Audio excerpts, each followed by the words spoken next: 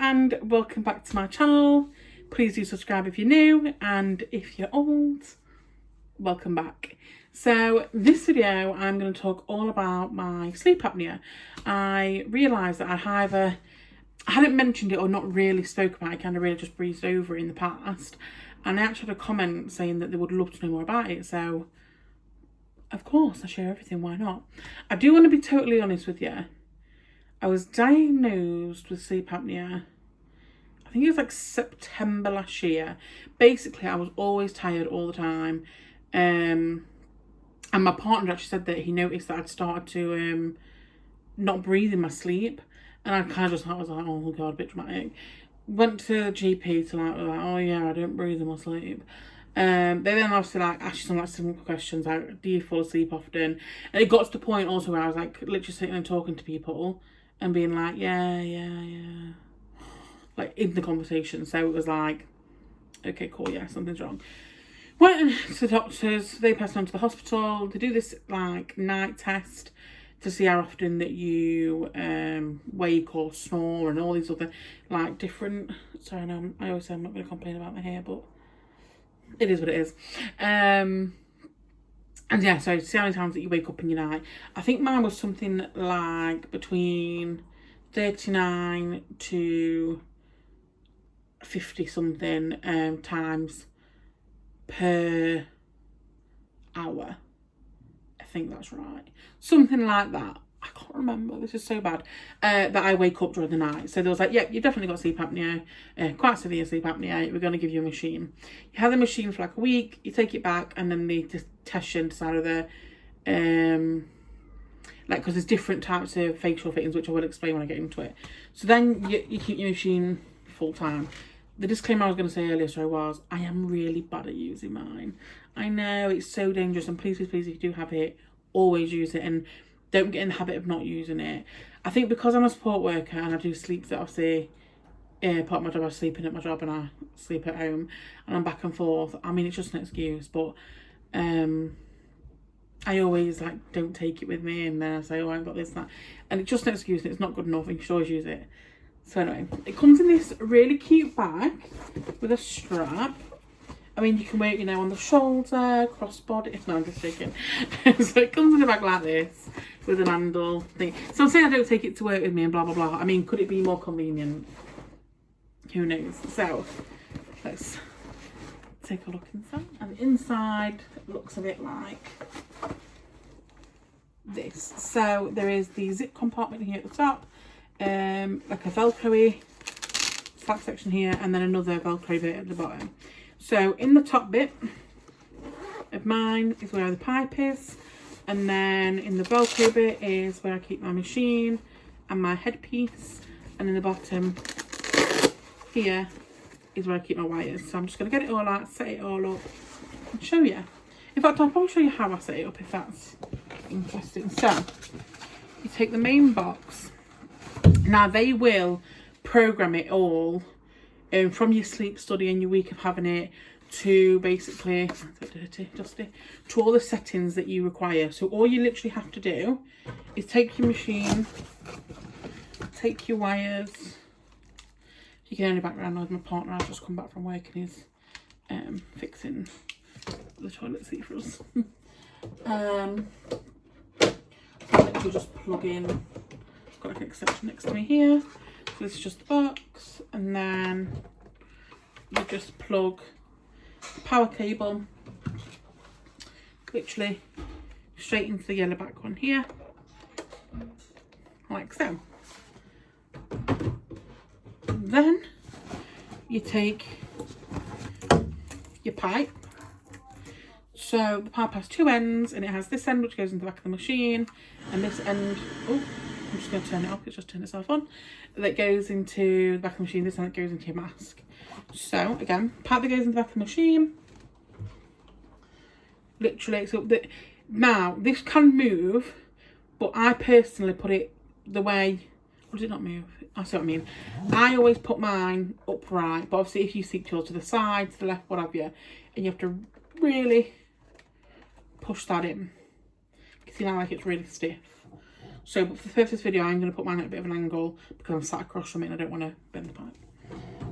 So this part then attached to your face piece. Now, as I was explaining where you had me, when you go in and have that week's worth of test, before you do that, they'll ask you kind of like, do you sit with your mouth open or not? So on my first week's trial, I actually had this headpiece. I'm just going to pop that bit down for a second. And that's where, and I'll explain how this all actual contraction goes on in the moment when I put my one on.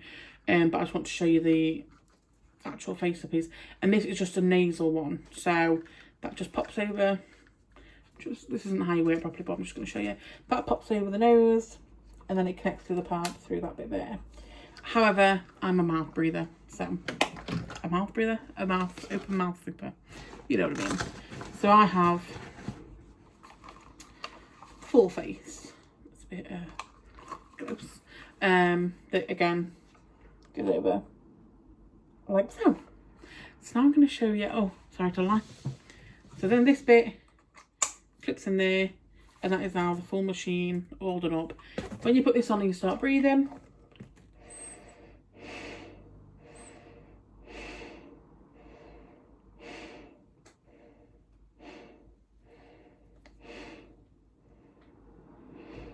I don't think you can hear that, but that actually starts the machine. But if it doesn't start the machine, I can just stop it and then press start again.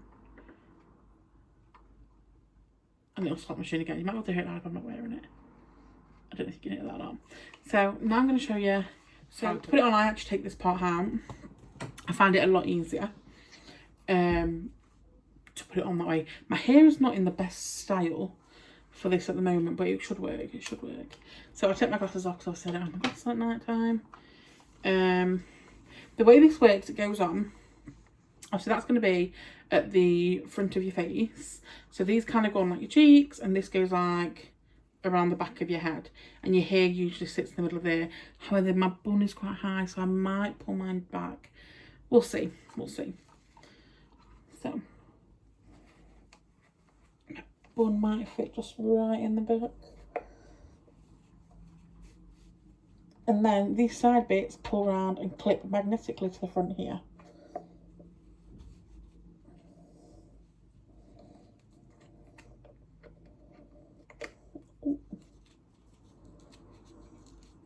Very fiddly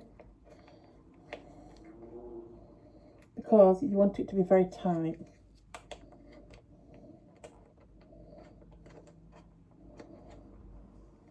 Perfect. Then, as you can see, that's on. You want to make sure your straps aren't twisted.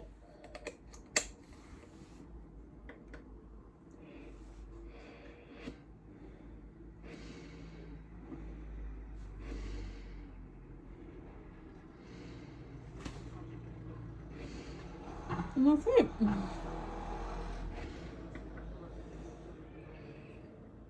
Just going to take that off. Release them too. Just carefully take it off my head. Again, normally, you know, it's night time. I usually, if I've got my hair down or anything, I just put it as high top one as I can, stick it on. Jobs are good in. Now, the reason it can be very fiddly and really awkward pulling things around is because you want them as tight as possible.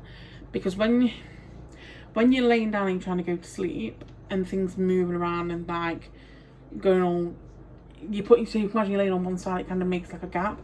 The air blows through the gap, and the machine is very clever, and it can tell when, sorry about the sound, that's always in front of my video, traffic and whatnot. It's very clever at knowing, well, it thinks that obviously you're struggling to breathe because the air's escaping, so it kind of really thrusters the air. The same as if you ever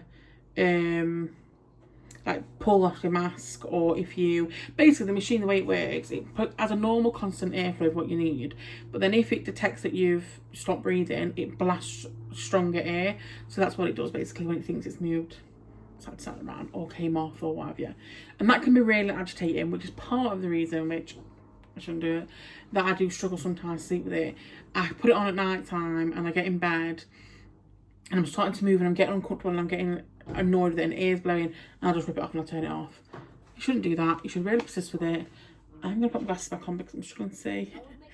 and you should really make sure that you do try your best to try and wait, because at the end of the day, it is there to, you know, save your life. You know, that is my sleep apnea machine and how I use mine. I don't know if there is a specific. It's ResMed AirSense 10 Elite. I get it free from the hospital, of course. I didn't, you know, pay for it. Very fortunate. The NHS and whatnot. So I don't know what that means to anyone. You can get ones, I believe, that you have water in, because you do get very extreme dry mouth. However, I do have a friend who also has sleep apnea who has a water one and says actually it has no, for her personally, has no difference. So yeah, we are now 2 weeks on, or 2 weeks tomorrow, from op. I've had my official letter through for my pre-op, which is on October 1st, and my official letter through saying, you know, when to be there, what time and things. So it's all go ahead, and it's all hopefully going to be the one. So as always, thank you so much for watching. Please do remember to like and subscribe and share and turn the bell on and leave a lovely comment. And if you've got any videos that you'd love to see from me in the future, please do make sure that you drop them down below, as always, because I'm pretty much willing to share anything. Thank you. Bye.